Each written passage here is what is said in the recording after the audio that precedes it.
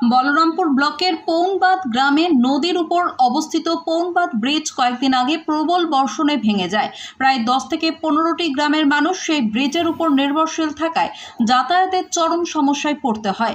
কিন্তু অতিক্রান্ত হলেও সরকারি উদ্যোগে মেরামতের কাজ শুরু না হওয়ায় অবশেষে নিজেরাই ব্রিজ মেরামতের কাজে নেমে পড়লেন গ্রামবাসীরা।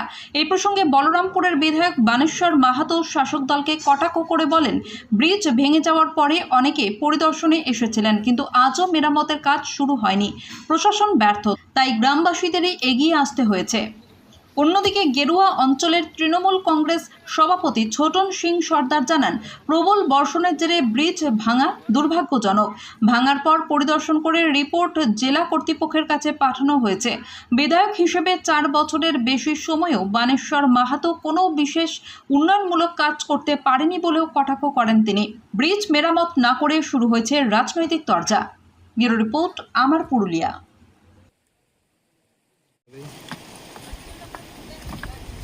এদিকে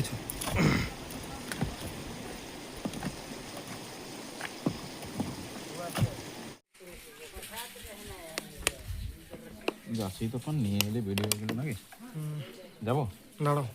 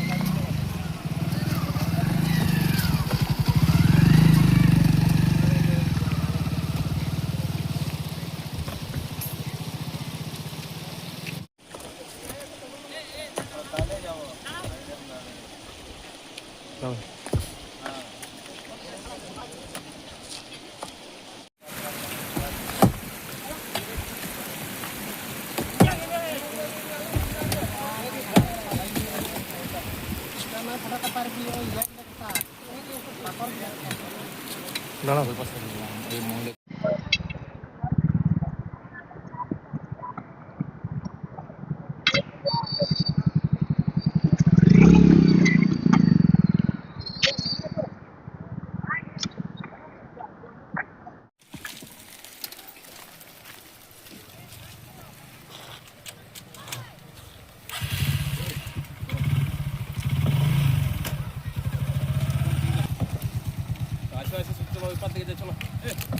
কাছে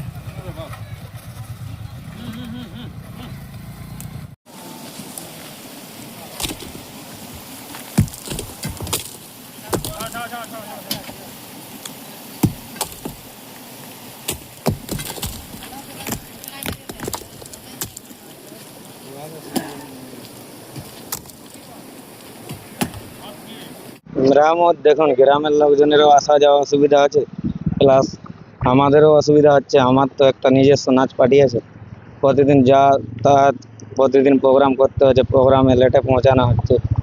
ওইটা দিয়ে যাওয়া আসা হচ্ছে পুরুলি সিরগি, ওইটা দিয়ে তো অনেক ঘোরাঘুরি হয়ে যাওয়া হচ্ছে। তার জন্য নিজেরাই মেরামত করা হচ্ছে রাস্তায়।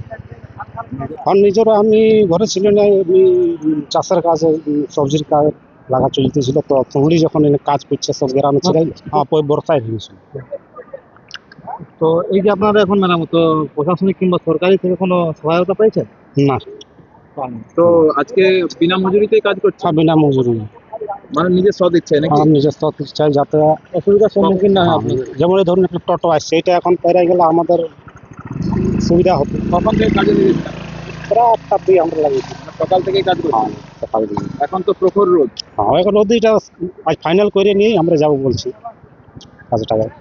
আর বিশেষ করে আমাদের এখন এই জোটা গ্রাম আছে, টুকটাক সবজি চাষ করে, সেই সবজি তো নিয়ে যেতে হয় আমরা বলরামপুর। ওটার দিক দিয়ে এখন আমাদের সমস্যা বিরাট। দেখুন, বিরোধীদের কাজ হচ্ছে তারা বিরোধিতা করবে, কি বিরোধিতা করা ওদের কাজ। যিনি বিধায়ক আছে তিনিও 4.5 বছর হয়ে গেছে, প্রায় ওর পূর্ণ হতে চলল, তিনিও কিছু কাজ করেননি, যার ফলে তার কাছে কাজ নিয়ে আমাদের কিছু বলার নেই। তিনি কী কাজ করেছেন আমাদের এরিয়া সেটা উনি ভালো করে জানবেন, তিনি বিধায়ক আছেন। আমাদের যে সরকার আছে, যে আমাদের দিদি আছে, তিনি যথেষ্ট মানুষের জন্য কাজ করছেন এবং যথেষ্ট কাজও করেছেন। এবং এই যে আমাদের পনবাদ, সেই পনবাদ ব্রিজ যেটা ভেঙে গেছে সেটা আমাদের কাছেও একটা দুর্ভাগ্যই বটে, কারণ এবছর যা বৃষ্টিপাত হয়েছিল খুবই বৃষ্টি হয়েছে এবং বৃষ্টির ফলে সেটা ভেঙেছে। এবং আমরা তৎক্ষণাৎ সেখানে বিডিও এবং যার প্রশাসন আছে তাদেরকে নিয়ে আমরা সঙ্গে সঙ্গে সেই ব্রিজে গেছি। আমরা ব্রিজে সেখানে মানুষকে সচেতন করেছি, হ্যাঁ, আমাদের যে কর্ম সেটাও করেছি। এবং আমাদের যারা উপরে আছে সভাধিপতি ম্যাডাম বা আমাদের যারা ব্লকে আছেন তাদেরকেও আমরা বিষয়টা তৎক্ষণাৎ জানিয়েছি। এবং কিছুদিন পরেই আমরা সেখানে প্রধানের সাথে আলোচনা করে আমরা সেখানে বালি বরা দিয়ে যাতে মানুষের যাতায়াতের কোনো অসুবিধা নেই সেটাও আমরা ব্যবস্থা করেছিলাম, বালি তালি দিয়ে, এবং মানুষ যাতায়াতের যাতে সুবিধা হয়। কিন্তু যেহেতু সেটা পাহাড়ি এরিয়া, বারংবার বৃষ্টি হওয়ার পরে হয়তো কিছুটা সেটা নষ্ট হয়ে গেছে। এবং যারা আমাদের বুথের যে যারা গেছে সেই বালি বরারা আবার পুনরায় সেটা রিপেয়ারিং করার জন্য বা আরও একটু সুন্দর করার জন্য, সেটা অবশ্য তারা ভালোই করছে, সেটা অসুবিধার কিছু নেই, সেটা অবশ্যই ভালোই বলবো। কিন্তু আমাদের বিষয় হচ্ছে যে আমরা শীঘ্রই সেটা, হয়তো এই মাসটা আমাদের বৃষ্টি থাকবে, তারপরে হয়তো বৃষ্টির রেস কমে যাবে, বৃষ্টি কমলে সেটা যাতে তাড়াতাড়ি আমরা করতে পারি সেদিকে আমরা আমাদের প্রশাসন যারা রয়েছে উপর মহলে তাদেরকে জানাবো বিষয়টি। আপনার নাম বলছেন? আমার নাম ছোটন সিং সর্দার, গেরুয়া অঞ্চল তৃণমূল কংগ্রেসের অঞ্চল সভাপতি। কে দীর্ঘ 2-2.5 মাস ধরে প্রায় পাহাড়ের পাদদেশে অনেকগুলো গ্রামের যে বাসিন্দা আছে মূল শহরের সাথে ওনাদের যোগাযোগ বিচ্ছিন্ন আছে। তো দীর্ঘদিন ধরে এইভাবে থাকার পরে ওনাদের যে অসুবিধা, কেন কি বহরমপুরে আছে হসপিটাল, বহরমপুরে আছে ব্লক, বহরমপুরে আছে স্বাস্থ্যকেন্দ্র, তো মানুষ প্রতিদিন এইখানে আছে। তো এটা প্রশাসনিক, এর আগেও আমি বলেছিলাম, বিডিওকে বলেছিলাম যে আপনি সাহেব এটা দেখুন, তাড়াতাড়ি যেন অতি সত্বর এটা মেরামত করা হয়। তো প্রশাসন থেকে কোনো রকম আশ্বাস এখনো পর্যন্ত দেওয়া হয় নাই। এটা আমি বলবো টিএমসি সরকারের একটা লজ্জা। এবং এটা গ্রামবাসীরা নিজেদের উদ্যোগে এখন আপাতত পারাপার করার জন্য যে রাস্তাটা তৈরি করছে, গ্রামের মানুষদেরকে আমি সাধুবাদ জানাই, ধন্যবাদ জানাই। কেন প্রশাসনের অবহেলার জন্য মানুষ তো দীর্ঘদিন এইভাবে থাকতে পারে নাই। আচ্ছা, বিধায়ক হিসেবে সেখানে কি পরিদর্শনে যাবেন কিংবা গিয়েছেন? আমি একবার গিয়েছিলাম, গিয়ে আমি ওইখান থেকেই আমি তখন ভিডিওকে আমি বলেছিলাম যে এটা আপনি একবার দেখুন। উনি বললো যে ঠিক আছে দেখছি। তো এখন ওনারা কবে দেখবেন, কেন কি ওর গ্রামটার উপরেই সম্ভবত আমি যেটা জানি আমাদের যে জেলা পরিষদ ম্যাডামের বাড়ি আছে। তো উনি তো জেলা পরিষদ থেকে অতি সত্বর কাজটা স্যাংশন করাতে পারেন। তো কোথায় কি আপত্তি আছে, কোথায় কি খামতি আছে বা কোথায় কি চাপ আছে সেটা টিএমসির নেতারা বলতে পারে। কেন উনাদের দেখুন সবসময় ওনারা ব্যস্ত আছে বিভিন্ন রকম কাটমানি, তোলাবাজি, ধান্দাবাজি নিয়ে। এইটা হচ্ছে ওনাদের একটা ব্যবসা। টিএমসি মানে হচ্ছে চোট্টা দল। তো ওনারা মানুষের উন্নয়নের জন্য তো আর ওনাদের দেখার সময় নাই। তাই আমি বিডিও সাহেবকে বলবো, বিডিও সাহেব আপনি দেখুন এবং এটা অতি সত্বর মেরামত করার ব্যবস্থা করুন। দেখুন, আমাদের এটা আজকে আমাদের যে বড় বন্যা হলো সেই বন্যায় আমাদের ভেঙে গেছে। তো ভেঙে যাওয়ার পর আমাদের স্পট এইখানের আমাদের বলরামপুর বিডিও সাহেব পরিদর্শনে এসেছিল।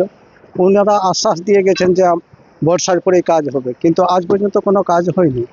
এইখানে আমাদের সমস্ত মানে স্কুল হচ্ছে আমাদের দেউলি স্কুল, তাহলে সমস্ত বাচ্চাদের অসুবিধা হচ্ছে। সেরকম পরিস্থিতি হিসাবে রোগী আমরা নিয়ে যেতে পারছি না, গাড়ি কোনো যোগাযোগ নেই, একদম বিচ্ছিন্ন। আর এইখান থেকেই আমাদের জেলা পরিষদের বাড়ি বনবাদী। আমাদের এই সংসদ থেকেই যেমন আমাদের প্রধান মহাশয়া বাড়িও ওনারও এইখানেই, অঞ্চল সভাপতির বাড়ি ওনারও এইখানেই। ওনাদেরকে আমরা বললে ওনারা অবশ্যই বলে সব হয়ে গেছে, পাস হয়ে গেছে স্কিম, কিন্তু কবে যে কাজ হবে তার আমরা বুঝতে পারছি না। কিন্তু এখন যাতায়াতের জন্য আমরা সেটাও বলেছিলাম ওনাদেরকে যে এখন যে ছোট ছোট বাচ্চারা স্কুল যাচ্ছে, রোগী এমার্জেন্সি রোগী পেশেন্ট হয়ে যাচ্ছে, সেই পেশেন্টের জন্য গাড়ি এখানে কোনো প্রবেশ করতে পারছে না। তাহলে আমাদের প্রতিদিন এমন সমস্যায় পড়ে যাচ্ছি যে সীমার বাইরে আর কি। তাই আমরা এখানে গ্রামের লোক আলোচনা করে আমাদের এখানে একটা ছৌ নাচের পার্টি আছে দীপক সিং বাবু, তো ওনার কন্টিনিউ প্রোগ্রাম, সেই প্রোগ্রাম ওনার করতেও অসুবিধা হচ্ছে, গাড়ি ঢুকছে না বেরাচ্ছে না, সেই বাইপাস দিয়ে যেতে হচ্ছে। তাই সেই ছৌ নাচের ছেলেরা ইন্টারেস্ট নিয়েছে যে আমরাকে করতেই হবে। তো ওনারা যখন এটা মানে করার প্রস্তুতি নেই, তখন আমাকে কালকে সন্ধ্যায় ফোন করে যে কাকু রাস্তাটা আমরা বালি বোরা দিয়ে আমরা তো মেরামত করার পরিকল্পনা নিয়েছি।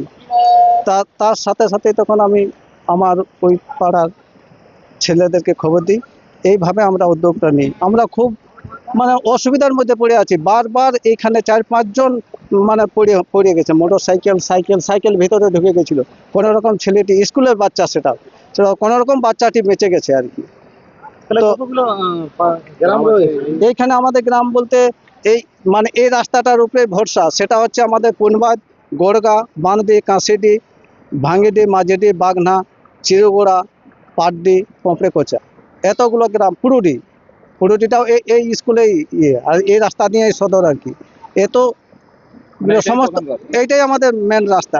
আর যে আমাদের একটা রাস্তা মানে বাসের যোগাযোগ ছিল, সেই যোগাযোগ থেকেও আমরা আজ বঞ্চিত আর কি। মানে যখন এটা ভেঙে গেছে তখন তার বাস আসতে পারছে না। মানে এটা বাস দেওয়ার রাস্তা ছিল, বর্তমানে বাস আসে না। না, বাস এটা দিয়ে চলতেছিল তো, কিন্তু সে বাসও এখন পাচ্ছি না আমরা। আধিকারিক সহ যে এখানে প্রশাসনের লোকজনেরা এখানে দেখা করে গেছেন, হ্যাঁ। পরিদর্শন এসেছিলেন, হ্যাঁ কি বলেছেন যে কতদিনের মধ্যে ঠিক হবে? হ্যাঁ, ওনারা তো কথা দিয়েছিল যে বর্ষার পরেই কাজটা শুরু হবে, তো কিন্তু কোনো হয়নি। তো আমরা এখানে যারা আছেন পলিটিক্যাল নেতা আছে, প্রধান মহাশয় আছে, অঞ্চল সভাপতি আছে, জেলা পরিষদ আছে, ওনাদেরকে বলেছিলাম এখন আমাদের অন্তত যাতায়াতের জন্য সাময়িক যাতায়াতের জন্য কি কোনো ব্যবস্থা হয়েছে? সাময়িক ব্যবস্থাই তো এরকম করেছিল, কিন্তু তারপরেও তো অনেক ঘটনা ঘটে গেছে। মোটরসাইকেল আমাদের এখানে নেকড়ে গ্রামের সুখদেব এইখানে ঢুকে গেছিল বাইকে, আর এমনি বাইকে অনেকগুলো মানে 5-7 জন বাইকে পড়ে হয়েছে তারপরে আর কি এই কাজটা করার পরে। বর্তমানে রাতে অন্ধকারে হ্যাঁ। কিরকম অসুবিধার সম্মুখীন হয় আপনাদেরকে? দিনের বেলা ওটা তো এখানে গর্ত রয়েছে, কিন্তু রাতের বেলা কিরকম অসুবিধার সম্মুখীন হয়? রাতে তো বুঝতেই পারছেন যা পরিস্থিতি, তাতে ভয়ঙ্কর অসুবিধার মধ্যে কাজ করতে হয়, কিন্তু যখন অন্ধকার হয়ে যায় তখন তো আমাদেরকে আসতেই হবে, তখন তো আমাদের থাকার আর বিকল্প কোনো রাস্তা নেই, এইখান থেকে যেতে হয়, সে যতই বিপদ হোক। কি নাম? আমার নাম হচ্ছে চন্দ্রমোহন সিং লায়া, গ্রামটা হচ্ছে ভাঙ্গিডি।